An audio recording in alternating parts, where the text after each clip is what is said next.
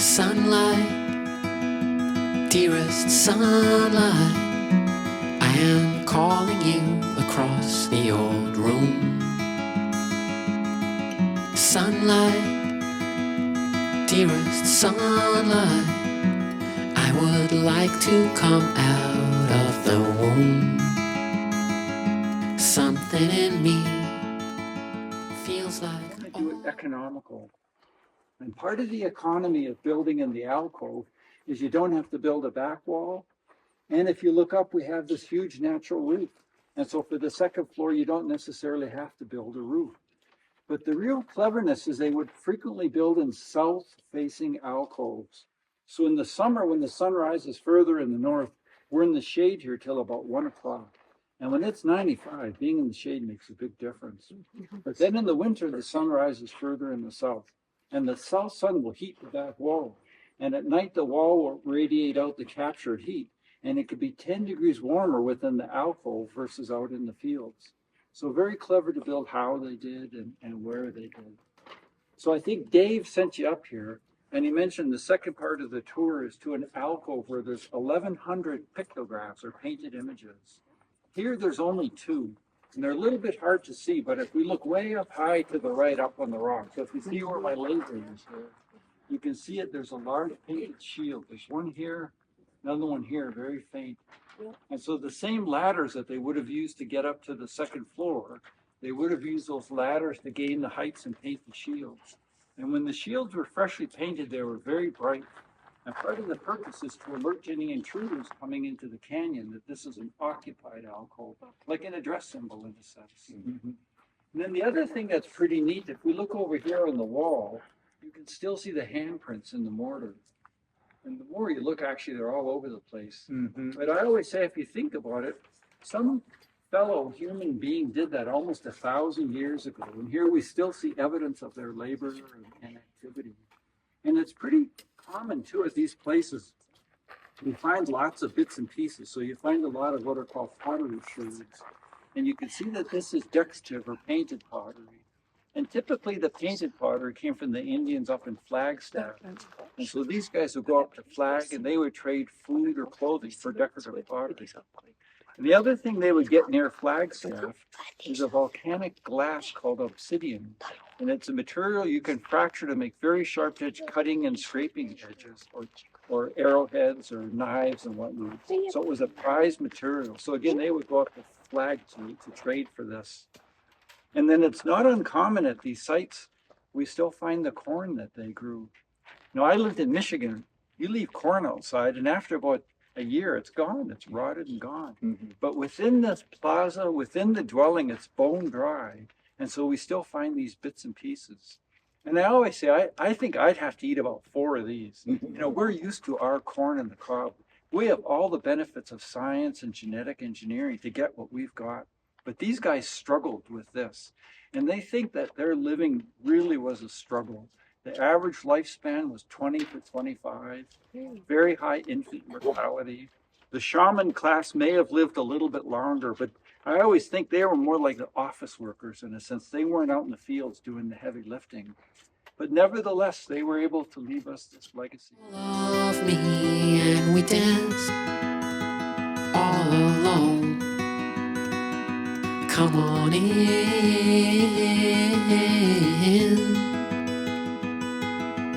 Open my heart to this world. Open my heart to this world. Sunlight, dearest sunlight, I am calling you across the old room. Sunlight, dearest sunlight, I can find my way out of the womb. Something in me feels like all of me, and we dance all alone.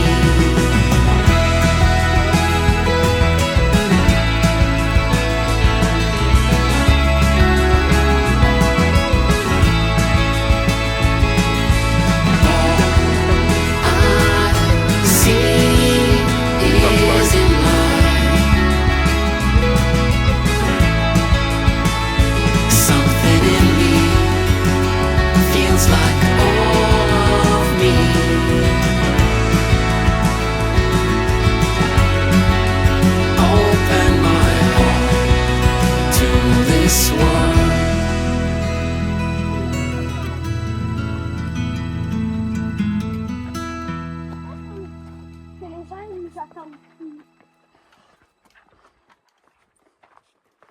Here, he needs someplace to live. So if you look up here, you're gonna see what looks like a cliff dwelling. You can see rock stacked up. Yeah. It's a fence on top. That is Charles Willard's cliff dwelling he built back in 1914.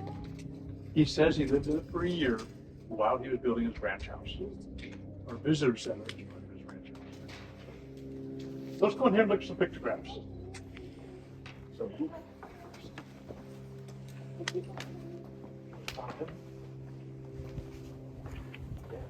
that right there is part of this. Looks like a lot to me. Yeah. Well, come on in, folks. If you look at these walls, you see animal-like figures. Maybe some, these are geometric patterns, like over here. These little squiggles, which you'll see all over the Southwest. Another type of geometric pattern. We're not sure what these pictographs represent, but they do know they're telling us stories. They're conveying information to us. People back then didn't have a written language. They didn't have the internet. So they would convey information via pictographs like you see here. So think of it as a library, if you will. So we have pictographs from the Paleo people, to the Archaic people, to the Sonoran people, to the Yavapai, and then some markings from the Apaches. Basically, everybody that's passed through the area has left some marks on these walls. So I'm going to show you some of the oldest. I'll show you some of my favorites. And I'll show you one we think we know what it represents. The honest answer is we don't know what any of these pictographs really represent. The only people know were ones that put them on the wall 1,000, 2,000, 3,000, 500 years ago. Huh. So the oldest thing we have are these markings right here. Horizontal and vertical marking, kind of etched into the wall. I refer to it as the Excel spreadsheet. Yes. That was drawn by the Paleo people, somewhere around 10,000 BC, according to archaeologists. Paleo people hunted animals, they hunted big spears and spear points, called closed spear points, probably heard of them. Mm-hmm. And you can carbon date rock like that very well. They have found 3 closed spear points here on the Valley. So no people were here. Let's go up here. These little squiggles, you will see these squiggle lines everywhere, all over the Southwest. Here, got squiggle lines up here. A big red blob, right on the wall about 5,000 BC. Squiggle lines actually drawn over it. The Archaic, most of these squiggle lines are drawn by the Archaic people. And they habitated the area maybe 10,000 BC to about 180 or so. Primarily following the game. They weren't like Samoan people who planted crops to stay in one spot. Any idea what, when you look at these squiggles, any idea what they might represent? Water. Snakes. Water, snakes, okay, yeah. Water coming, like, Those coming down. are typical answers. We don't have here. And then there's another one that We don't have much water. Could it be a waterfall? But when it rains. It could be. It also could be whisper of water. Yes. asking the gods for it. Yeah, we don't know. So let's look over my favorite pictograph over here. Wait. It's a tic-tac-toe board. It looks like people are playing a game of tic-tac-toe. Some of the squares have dots in them, some of them don't. But if you play tic-tac-toe with paint, you only get one game. Yeah. And look underneath it, there's the squiggle lines. So there's a squiggle line plus a tic-tac-toe board. So I love that pictograph because it's really trying to convey some information to us. We wish we knew what it was so we could tell you. So think for a minute, we're the Sonoran people. We're growing crops out here in the valley. If we judge wrong and plant too soon and the frost comes and kills everything, that could be our food source for the winter, which basically been wiped out. So they didn't have They didn't know when Home Depot put out the plans. They didn't have a farmer's almanac. But let's take a look at something. We have a pictograph here, it's a tic-tac-toe board. Look here. This one's conveying information to us. We think we know what it's telling us. What does that look like to you? Sun, Son? What about these? mountain. Mountains. Notice a couple of mountains that cut all the way in white? Turn around and look at the mountains behind you. You have some white ones, but they're not snow-capped with white green against them. Let's look back at our pictograph. Notice this peak has a charcoal mark underneath it. So maybe there's something significant about that peak. This peak has 2 charcoal marks. Maybe there's something doubly significant about that peak. Let me sneak by you and get my pictograph. I'm going to sneak out in front of you. I'm going to hold up the pictograph. Here's what we see. The first mountain peak. Why might that have been important? The sun just happens to rise on the top of that knoll on the shortest day of the year, winter solstice. Over here we have 2 charcoal marks. Why 2? The sun just happens to rise over the top of that saddle. Spring equinox, days and nights are equal length, we're talking mid-March. And the sun rises over the exact same spot again, fall equinox.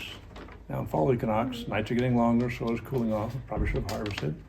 But spring equinox, think about that, that's March. If they follow your guidance, be playing in May, maybe 2 moons after that, might be when they were planting. Cool. So, did the Native Americans have a version of a farmer's almanac? Yeah. Or a planting calendar? We think they did, and we believe that is the information it's telling us. So why do you think that they had the 2? Is that because you think the 2 You that have are 2 painted things, you red? have 2 things, spring equinox and fall equinox in the same spot. Oh, no, but that's this. I'm asking why are those 2 Oh. painted in, do you Well, suppose? the furthest left Coconino Sandstone Mountain way over there, the sun rises over there on the longest day of the year. Okay. So they knew the seasons. Yeah. Pretty amazing.